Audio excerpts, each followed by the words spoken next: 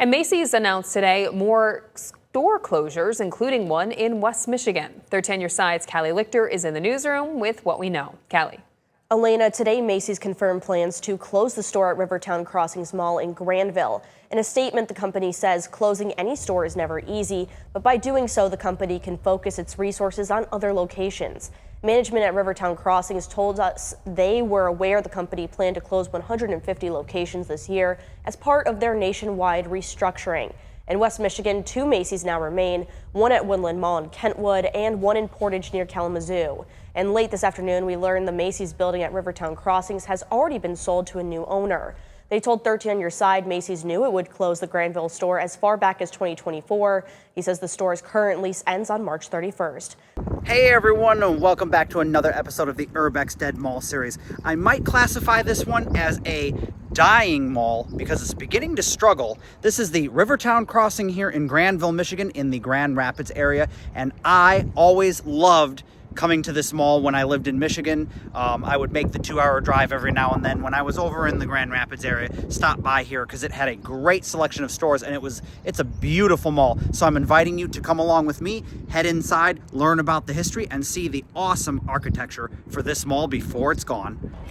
Welcome back everyone to another episode of Urbex. This time I'm here at the Rivertown Crossing Mall in Grandville, Michigan, in the Grand Rapids metro area, and I'm here for this closing Macy's.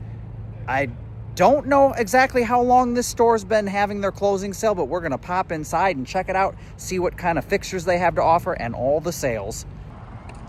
Okay, so this closing Macy's is kind of weird because the last time I was at this mall, which was probably, I don't know, 3 or 4 years ago, maybe 5 years ago at the most by now, the mall was not struggling. It was doing really well. It's in a very nice area of Grand Rapids, and I'm kind of shocked that they're closing this Macy's. So Grand Rapids is only going to now have one Macy's store left, which sucks. It's over at the Woodville Mall, the Woodland Mall, or yeah, I think the Woodland Mall is what it's called. I always get that confused with the Woodville Mall.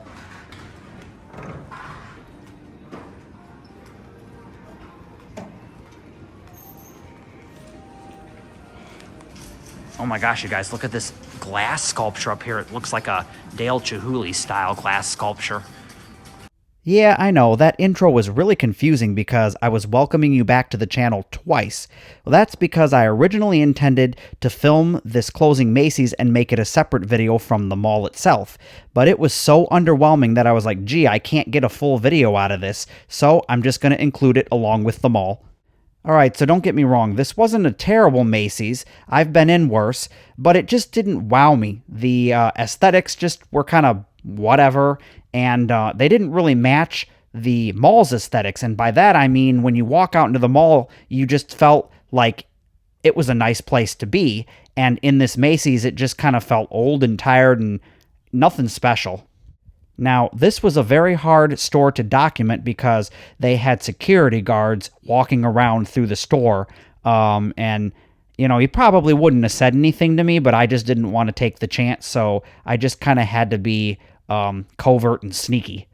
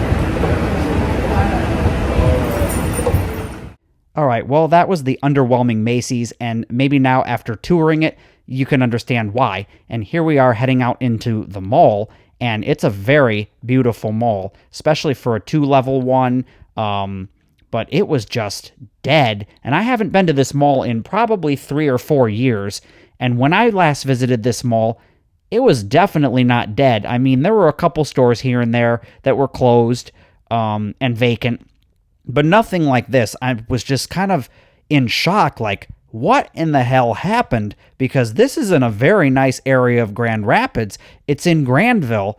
I know it's not where all the wealthy people live, but people over here definitely aren't poor. And like I said in the beginning of this video, my mom and I frequented this mall every time we would go out to the Grand Rapids area when we lived in Michigan. It was like a 2-hour or so drive from the Detroit area. So now I'd like to tell you about this mall's history. The site that the mall sits on today was originally the Shoemaker Airfield, which was constructed in the 1960s. Plans for a large retail development in Grandville would begin in the 1980s. Around 100 acres of land near Rivertown Parkway and Wilson Avenue would be rezoned for commercial and retail. Just a little over a year later, GGP or General Growth Properties would purchase 99 acres of land on what is now the Rivertown Parkway. Then, in 1990, the Homart Development Company, which was a subsidiary of Sears, had begun eyeing a development of a new mall in the area. They proposed building a 1 million square foot, 120-store indoor mall on 94 acres. Unfortunately, they were about to soon realize that they were going to have some competition, as GGP had already purchased land in the area and had been eyeing their own mall development. But in the end, the city of Grandville would rule in favor of GGP, as the land that they had purchased was already zoned for commercial. Now, the irony in this entire story is that Homart would have to admit defeat to GGP, as GGP was given the green light to build the mall. But the real irony is that later in 1994, Homart was so defeated that they would put the company up for sale, and the very company that they were battling against to build this mall, GGP, would actually buy them in 1995, absorbing the Homart Development Company and defeating them once and for all. Now, I've often wondered, if the Homart Development Company had won out and was allowed to build their mall, what would it have looked like? Would it have been similar to the Rivertown Crossing? Would it have been 1 level or 2 levels? Would it have been upscale or just something for the average consumer? Now, I'm sure both GGP and Homart had to submit development plans to the city showing their proposed malls, and I think it would be fascinating to see the Homart, their plans and what their mall was going to look like, and compare it to the Rivertown Crossing. I don't know if these plans exist anywhere, but if they do, I'm going to try and see if I can find them so that we can compare what their mall would have been to the Rivertown Crossing. Now, just because GGP won out doesn't mean that it was smooth sailing from here. The proposed mall would face a ton of pushback from local citizens as well as the Tubman Company, which was the current owner of the nearby Woodland Mall. Many would raise environmental concerns, as this mall was going to be built on a large wetland. But the craziest concern of all was that some people believed that constructing this mall would result in areas where street gangs could congregate. Now, having visited the area, I kind of scratch my head and go, street gangs? We are far from the ghetto, so I don't really understand that one, and probably back when this mall was being built, it was probably pretty rural. The mall would officially break ground on December 6th of 1977. The construction would last around 1.5 years, costing around $160 million. When it was completed, it would house just over 130 stores and have about 1,249,697 square feet of retail space. Its official grand opening would be held on November 3rd of 1999, just prior to the holiday shopping season. At 9:30 this morning, shoppers got to experience West Michigan's largest shopping center. Most of the 125 stores are now open. And as you can see, the mall was packed when it opened this morning. Good evening and welcome to another special 13 on the road. I'm Tracy Forner. And I'm Kim Covington. We are live inside Rivertown Crossings Mall in Grandville for the long-awaited grand opening. And here's the map to show you exactly where we are. As you can see, the mall is located just east of I-196 at the 44th Street Rivertown Parkway exit in southwestern Kent County. Now, our main priority here tonight is to give you a first peek at the completed project. What we're trying to do is show you everything that's here. They really ought to hang a sign that says, "Shoppers beware," because there are more than 120 stores and restaurants, just lots for people to do. And I tried to get into one of those restaurants today. There was a long line. I said, forget it. I'll try another day. That's right. All the restaurants, all the stores had those lines this morning. We have a lot of ground to cover in the next half hour, including how the mall was developed with the family in mind. We'll also visit one unique store run by local students called School Spirit. Plus, we'll address one major question on many minds. How is the parking and traffic situation? And first things first, and the first thing we have to do is we have to show you exactly how the mall is laid out. Now, there are 3 anchor stores on each half of the mall. Each of those are 2 stories high. On the upper level, in the center court, you'll find a food court, movie theater, and a carousel. And as you can see behind me, it is a beautiful carousel. There are lots of people on the carousel right now. Earlier this morning, there was a long line kind of wrapped around the upper level. Yep, yet another line. Of course, as you might imagine, the carousel is really the centerpiece of the mall. Basically, it can hold 40 riders at a time. There are horses, there are rabbits, there are frogs, lots of things to ride. There's even a pig. The ride lasts about 2 minutes. It costs $1, but it's not the only thing for families here to enjoy. Right over here, the trail. For families at Rivertown Crossings, there's much more than just stores. At the Magic Tree House, they brought the outdoors indoors, where kids can climb upside down or crawl on all 4. They can run and play with flower buds, birds, bullfrogs, and bunnies. Your little sprouts can climb mushrooms and play with stumps that look funny. When they're tired from that, there's more to do. There are family-sized restrooms that hold more than a few. There's even pint-sized potties for what your child has to do. And these truly are rest areas for kicking back and relaxing, complete with comfy chairs for when the shopping's too taxing. Through the main hallway and to your left. Enjoy your show. And if you're really in the mood to escape the rat race, try a movie. Any movie. They play 20 at this place. And that sort of brings us back full circle, so to speak. Lots to do, lots more to do. That was just kind of a sampling. The one thing I like, they have those oases all over the place. Seem to be a lot of husbands and fathers who have been left behind in the shopping spree. I'm glad there are places for people to rest like that. Lots of people are going to need rest. Lots of people running around. 200 to 215,000 shoppers expected in the first 5 days of the mall's opening.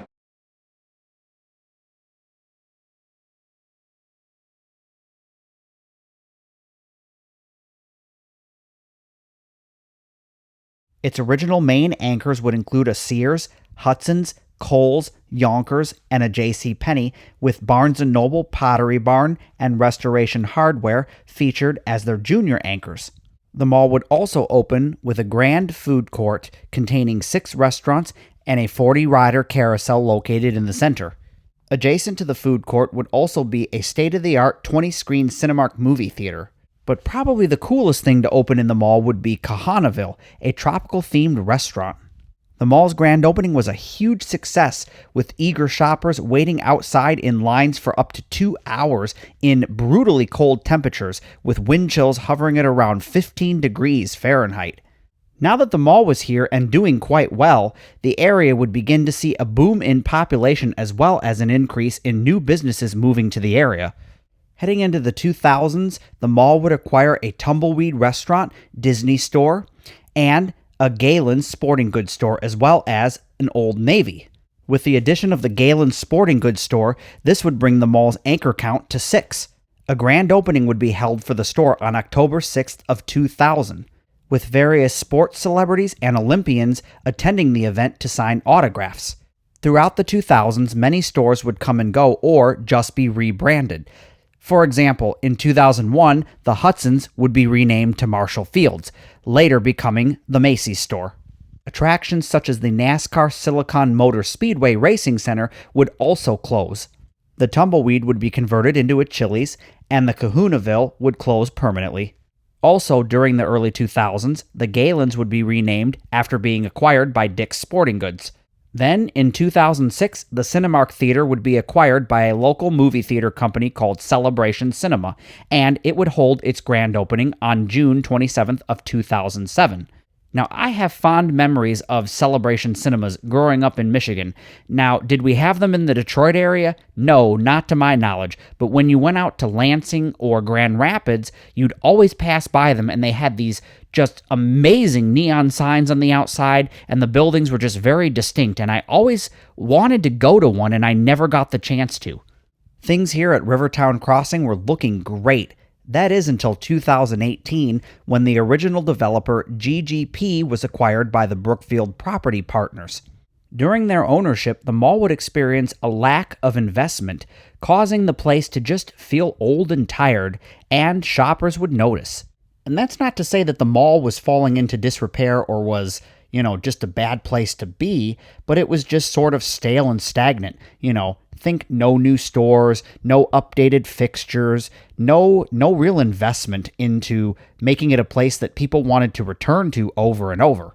Also in 2018, the mall would lose its Yonkers due to the fact that its parent company, the Bon-Ton stores, would be filing for bankruptcy and closing all of their stores.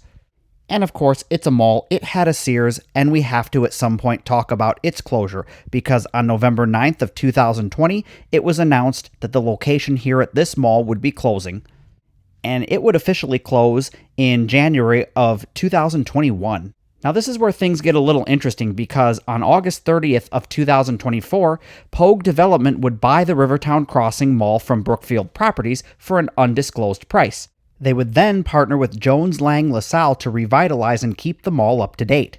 And I find that interesting because why would Jones Lang LaSalle not have just bought the mall themselves and revitalized it themselves?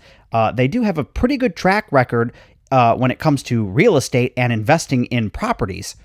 Now, are they the best out there? In my opinion, no, but I don't think they're horrible. I mean, they're not like some of those scumlords that take over malls and just run them into the ground for a quick profit. So it does kind of seem that the current mall owner, Pogue Development, who bought the mall recently, has realized that this mall still has a lot of potential and a lot of life left in it. And it seems that the residents who grew up with this mall, having been there from the beginning, remember when this mall was thriving. And I feel that the local residents still have hope that this mall can bounce back and become what it once was, a vibrant shopping destination and a great third space. So recently, the current owners, Pogue, shared their vision of what they plan to do to hopefully revitalize this awesome mall. They plan on bringing a hotel, more adjacent retail space, and even residential properties. Back in December of 2024, they managed to fill the vacant upper floor of the old Yonkers space with West Michigan's largest trampoline park, Soar and Bounce. They would then announce in January of 2025 that the parking deck, which had been closed off for some time, would be demolished. Now, this was the parking deck that was located right outside the entrance that led into the main food court. And every time I visited the mall, this is exactly where I parked because it was just centrally located and you could easily get to everything within the mall. It was also great because on days where the weather was crappy, you could park on the lower level and not have to deal with the rain or the snow. The future plans for this parking deck would be to demolish it and replace it with surface parking and 2 new parcels for future tenants. Now, I'm not quite sure if this news is sad or not, but for me, I think it's sad because I always love locations that never change. And by that, I don't mean they just stay the same and are never kept up, but like are frozen in time. And this Celebration Cinemas was the last one holding out for a renovation, and it looked awesome. I'll try and see if I can find some photographs. It had that amazing neon sign right here in the food court. But it would be announced in March of 2025 that the Celebration Cinemas would spend $5.8 million to renovate the Rivertown location. In my Grandville neighborhood, Rivertown Crossings is adjusting on how people use malls today. With fewer traditional retailers, the shift is now focusing on entertainment and dining. And the mall's ongoing renovation is just one example of how mall leaders are trying to keep people coming back. It just reinforces that it's time for change. The closure of Macy's and ongoing parking updates have changed the way some people experience Rivertown Crossings. Mall leaders say those changes are being used as a reset point. Change is good, right? So we're excited to see what the next phases are going to look like here for Rivertown. It doesn't stop the flow of here. It doesn't stop what we have going. One of the clearest examples of that strategy is happening inside Celebration Cinema. The theater is in the middle of a $5.8 million two-phase renovation, one of the largest reinvestments currently underway at Rivertown. 2026 is looking to be a terrific year for movies, especially as we head into spring and summer and all of the holiday movies that we anticipate. And we're also very eager to just sort of be part of the overall project of this mall and some reinvigoration and investments to it. Phase 2 focuses on transforming the lobby, adding Oscar's restaurant and bar, new gathering spaces, and in-seat dining. The restaurant will be open not just only for moviegoers, but for anyone visiting the mall. The theater will be business as usual as construction continues. Well, we love movies and we love how movies draw people together. We are about the experience that surrounds the movie and the way that people connect with each other while they're there. Rivertown's marketing manager, Imani Webster, says the goal is to turn the mall into a place where people want to stay, not only just shop. Everything that we do is centered around the community. We're listening to them. It's all about lifestyle. It's all about bringing the community together. It's creating those experiences that still bring you outside of your home. She adds moments like this require patience and confidence in the direction that the mall is heading. Reinvestment on both ends is just a win-win for everybody. Now, the renovation is expected to be completed by April of this year. I'm Giselle Valentine, your Grandville reporter, Fox 17 News. This would include all new 4K laser projectors, Dolby Atmos speakers, and heated reclining chairs. Now, I'm all in favor of those upgrades, as long as they keep the aesthetics the same. But who knows, as of right now, the iconic neon sign is missing. Hopefully it will return. And as far as the inside goes, I don't know if they've made any changes to that aesthetically. Now, all while this revitalization was going on, it was announced that the Macys would be closing its doors permanently and would begin its liquidation sale on January 8th of 2026. Now, I know that Macys has been downsizing over the last few years, but it always puzzled me at the locations that they would choose to close, like why this one, because this mall is definitely not dead, and it is sort of having a revitalization. But the closure of this Macys is exactly what spurred this trip to West Michigan so that I could document its closure as well as the mall. Now, when I initially heard about the revitalization of the Rivertown Crossing Mall, the first thing that came to mind was, oh no, mixed-use development, because that's exactly what it sounded like. But now that I'm doing all this research and making this video, it seems more like they're going to keep the mall as is, but just revitalize it, and that is phenomenal because it's pretty rare. Usually they just tear down the mall and make it some ugly mixed-use thing where it's got apartments and businesses and some retail smushed in there, and it's outdoors, and it's just yuck. And I'm like, why not utilize the beautiful mall that you already have? And it seems like that's exactly what they're going to do, and I love it. I've always said that if you're bound and determined to take a mall and do a mixed-use development, then why not utilize the structure that's already there? Make it indoors. Put the housing on one level. Put the retail on another level. Add in movie theaters, restaurants, all of that kind of stuff. Then we don't have to deal with going out in the weather. It's just all self-contained, and you can utilize the perfectly good mall that's already there. And from an economic standpoint, I mean, geez, the way I see it, that would save a ton of money because you wouldn't have to pay for all of the demolition costs on top of having to rebuild brand new structures. Well, guys, that's going to do it for today's episode. Thank you so much for sticking through to the end of the video. I know I had a lot to talk about here in this video, so it was a lot of me just kind of rambling on. But if you enjoyed this kind of content, please give the video a thumbs up. It'll really help this channel to grow, as well as check out the links on screen and in the description box below so that you can gain access to my member-exclusive content. If you want to see more awesome content just like this, I recommend you check out the video that's on screen right now, and I will see you in the next one.